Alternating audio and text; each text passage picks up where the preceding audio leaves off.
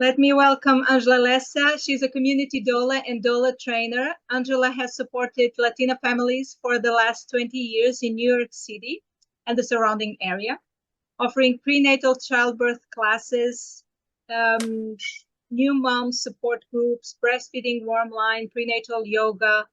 That's a good one.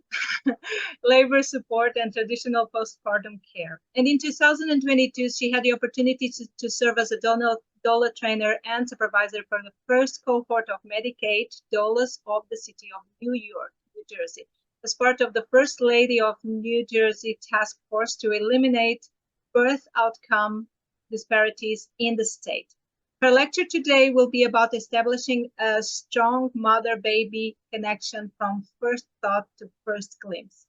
Thank you so much, Angela, for being with us today. The stage is yours. Thank you. Thank you for having me. It's a true joy to be here today, talking about my favorite subject. I would like to honor all the speakers, all the people that are here today, and the people that will listen to this lecture later on online. So I'd like to introduce myself. So thank you so much, Susan, for the nice introduction. My name is Angela Lessa. I've been a mother. I always like to start saying, how long I've been a mother. So I've been a mother for 37 years. My oldest son's going to be 37 this summer. And he was born in Brazil. I also was born and raised in Brazil. I came to the US 26 years ago, almost 27. And here I had 3 more children. I have a 20-year-old, 23, 20, and 14-year-old here in the US. So, from being a mother, I start to be very interesting, being a mother away from my motherland. I start to be interested to how women was doing this. How can you be a mother away from your family, away from your culture? And so that's when I decided to become a doula. I've been a doula for 20 years, as Suzanne has said, and a prenatal yoga for 18, a lactation counselor for 17. So I start to expand since I was the first doula in the Brazilian community and in New York City and Central Jersey.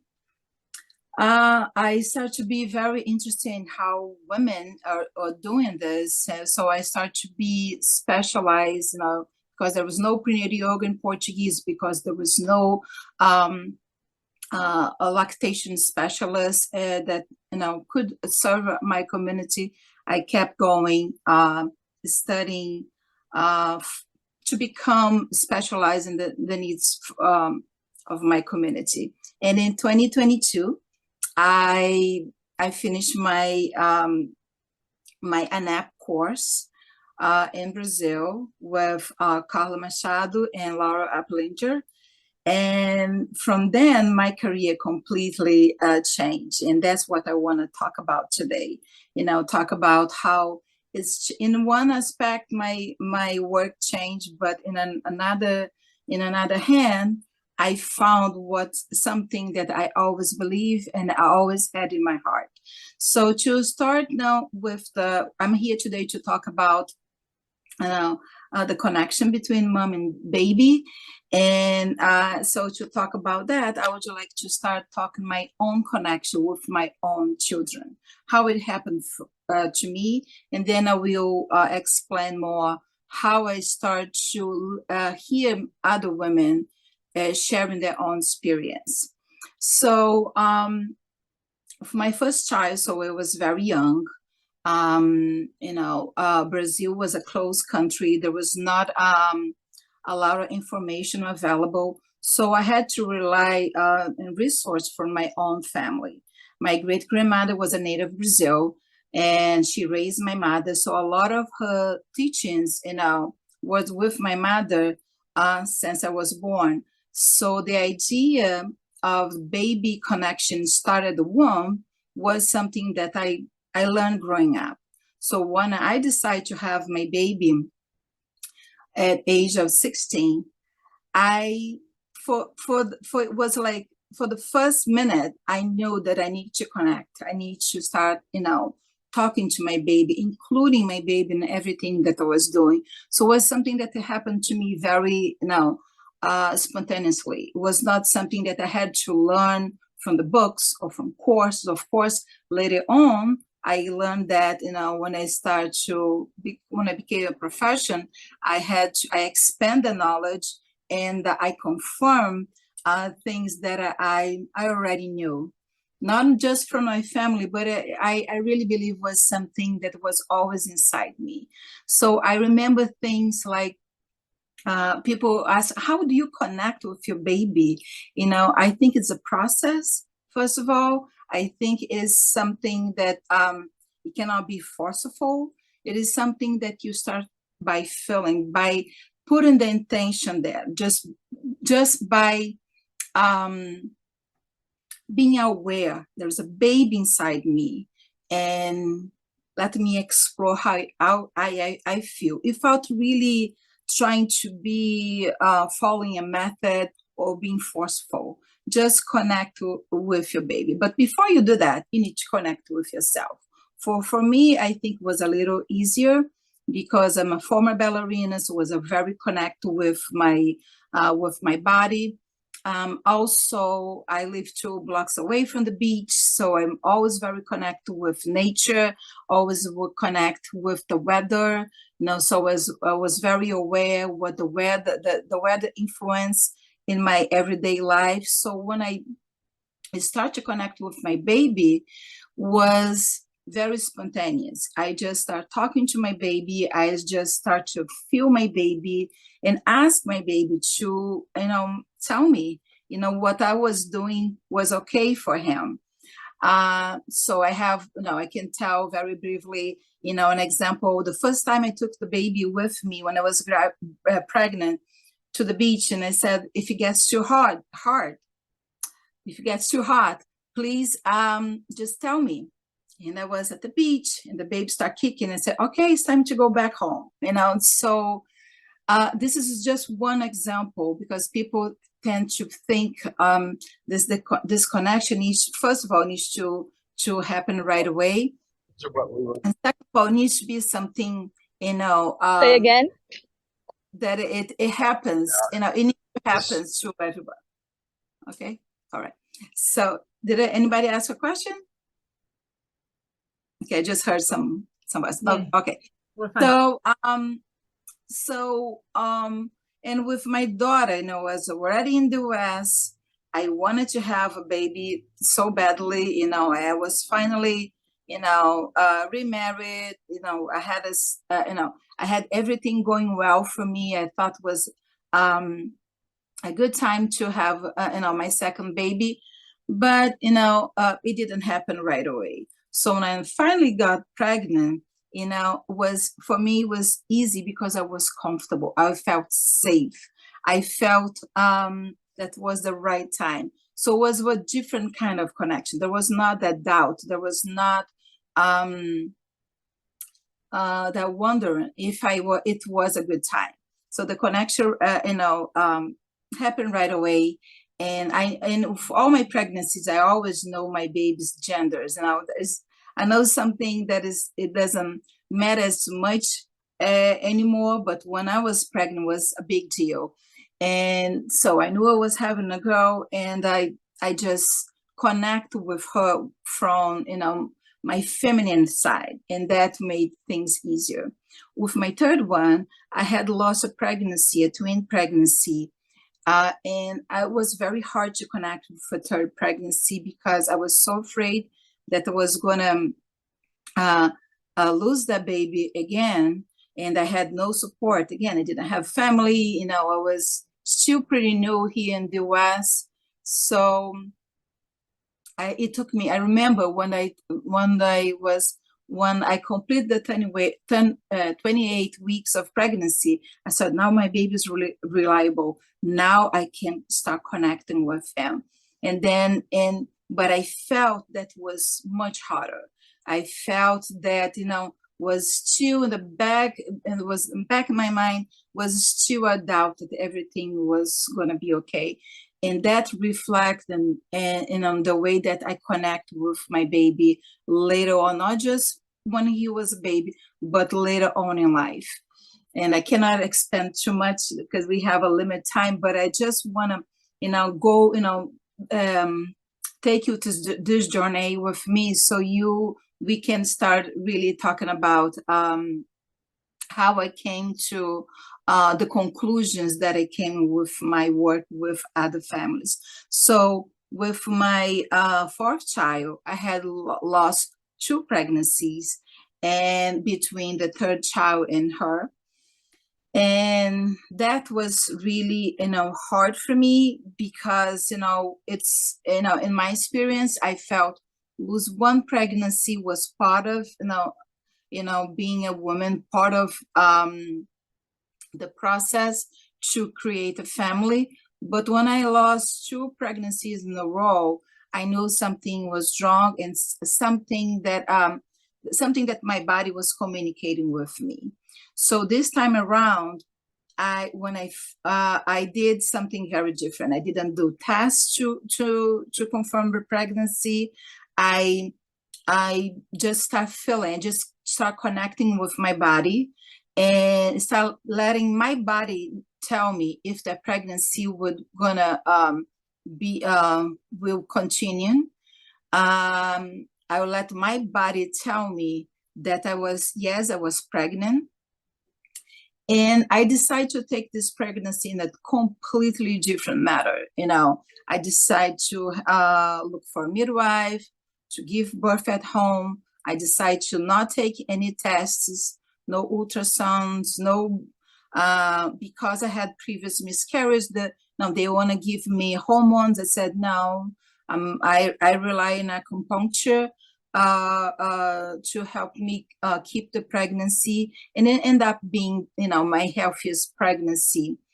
And so I'm telling all the stories to see, and of course, I knew I didn't find out the sex. I ended up being like the pregnancy that I was connected the most with my baby, because I was not testing, it was not looking for something wrong. Everything ended up going so well. And I connect on her. I remember when I first heard her heartbeat, I remember seeing her face. The connection was so strong that I was able to see her, even she was still 10 weeks. So I'm telling all the stories to go back to our main subject today here. When this connection starts, and how can you notice? How can you use that feeling that you're gonna have a child, or not? Because sometimes we have, when you start thinking about having a child or not, we think, oh, this is not for me, and that's fine. This is perfect. But for all the people that want to have a child, that's when the connection starts. You can be 5 years old, you can be 15, you can be 30 years old. It doesn't matter. We need to really start to understand that the baby, the connection, the mother and baby connection starts when we first think about this baby. When this baby starts to be a possibility. When I was 16 years old and I got pregnant, I already had the thought that I was going to be a mom. That was a big desire. So even it was hard, it was a difficult decision to continue the pregnancy, because I was raised in a very closed society. My family was Catholic. I was going to Catholic school. I knew what I had ahead of me, but the desire to have a baby was already inside me. I was already connected with this first child. So it was not easy, but it was because I was connected with that first feeling, it definitely made things easier. So when you think about when you are helping other families connect with the babies, I think the first question to ask is when you first thought about this baby. And some people will be resistant to say, because they thought about this baby with previous partners, or when they were too young. This doesn't really count. And I disagree with that. I think the first time that you think about this baby, doesn't matter how young you are, that's when you start that journey together.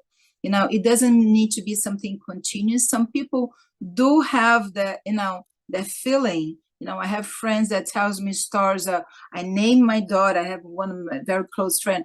I named my doll Martha when I was 8 years old, and for my whole childhood and teenagehood, I talked to Martha. And when I got pregnant, I was sure that that's going to be the name of my daughter. And I knew it was going to be a girl because I already had a relationship with Martha. And I was not simply my doll, was the baby that one day was going to call me a mom. So I think, and when I think about it, this mother and baby connection, I think as a parent or people around kids, educators, we need to encourage kids to believe in that connection. If you're thinking about a child, but you're still a child, you just have this desire, it doesn't matter. A lot of parents interrupt the relationship by saying, oh, you're too young to think about that. You're not, kids don't think about that. Go play. This is a calling. This is a baby that already exists somehow. And the relationship, it doesn't need to be something that you feed every day, but you need to pay attention to that. What is bringing me to that point that I think become a parent is a good idea? What can I learn as a child, as a teenager, about parenthood that will make my relationship with my baby, with my child, one day stronger? What is the things in myself that I can observe that I want to use? What is the skills? What is the gifts that I have that I want to use as a parent? Because that's going to develop the confidence that one day you're going to need to use to connect with your baby. I see, being a doula in New York City, I see so many women telling me, but Angela, what you really mean, especially in a yoga, prenatal yoga class, when I encourage women, I always tell them they don't need to feel the connection, but this is a suggestion. This is encouragement that the connection should be established or should be initiated during the pregnancy. So when you have the opportunity to hold your baby, breastfeed your baby, care for your baby, you feel more competent, you feel more connect, you feel that you can really trust your intuition when your baby has a fever, when your baby is crying, you know this baby better. So then they ask me, so how do you? I can't, I come to the class, but in my mind, still think about my job. Some of the women that I serve work 14, 16 hours a day. Even during their vacation, they are taking phone calls, answer emails. So for these, for career women like that, it's really hard for them to connect with something that they cannot touch. It can feel very weird to see the baby move in the belly. So for couples or for women like that, we really need to understand. And one way that I think it's very effective to help them is to try to remind them, when was the first time you thought about this baby? And they're going to say, oh, I never thought about having a baby. This was not my plan. I'm just having the baby because my partner, really wants to become a parent, and I just went along. So, but still we can get information. But what made you decision? What attracted you on having this baby? What's in your heart made, okay, it's not what I want, but what is attractive, and what this baby is going to represent in your life? What space this baby is going to take in your life? And then people start to say, I feel the reactions start to be, they start to get more relaxed, and they start to feel that they don't feel obligated to connect with the baby just because they are carrying the baby. They feel that there is a space for them to doubt themselves, to even doubt the desire to have this baby. And it's amazing how the connections start to happen because there is space. Now there is a space for doubt. There is a space for even not liking, finding weird to connect. Yeah, Angela, yes. that connection is something that I can relate to. And when you're talking about in the same way as the prenatal yoga classes, I feel exactly the same way, that some mothers, sometimes they come to classes not even thinking about connection, but thinking that they are going for a yoga class because they need it. And then they discovered that now they have a much better connection with their baby. And as I tell my moms when they come to a prenatal yoga classes, it wasn't you who wanted to have yoga, it was your baby that thought you needed yoga to connect with them. So thank you so much for acknowledging this connection. That's wonderful. For a quick question, I know that you did great work in Newark, in New Jersey, as we said, about this task force to eliminate birth outcomes disparities in the state. You want just have briefly, you have 2 minutes just briefly to talk about this. Sure. So in 2018, the First Lady of the state of New Jersey made a statement that doulas are the #1 solution for the birth outcome disparity in the state, because we know, here in New Jersey, women die 7 times, or Black women die 7 times more than white women, so they came to the conclusion that it's because women, were suffering structural racism, the way that they were treated, the way that they were welcomed in the hospitals, and being prepared for the system through a doula was the way that the First Lady decided to solve the problem. So they started just by making available doulas become a Medicaid, which is like the public system. It's hard to compare with other systems because it's not a good system. But Medicaid is it's a healthcare insurance for very low income people. So they start to encourage, they open the opportunity for doulas to become Medicaid providers, but that didn't work because the paying was not enough, and they were not trained. They didn't have received enough training to be able to work with that population. So in 2022, I was part of the first cohort training doulas, training women from the community. So the first to become a community doula, you need to be part of the community. So you're gonna serve the community that you represent. And so I was part of that. I select women from the community in Newark, New Jersey, which is the biggest city in New Jersey, very close to New York City. And we trained those doulas, certified them. And out of the 14 that we trained, we offered a full-time job with benefit to 4 of them. So it was the first time that happened in Newark, New Jersey. And so the goal was to have the women from the community not just serving the community, but creating a career path. And that's a program that is ongoing right now. Wow, amazing. Thank you so much, Angela, for sharing your personal experience, sharing the experience you have with others, and then how you helped your community in a way to bring more connection to couples and a more healthy pregnancy. Thank you so much for being with us today. Thank you.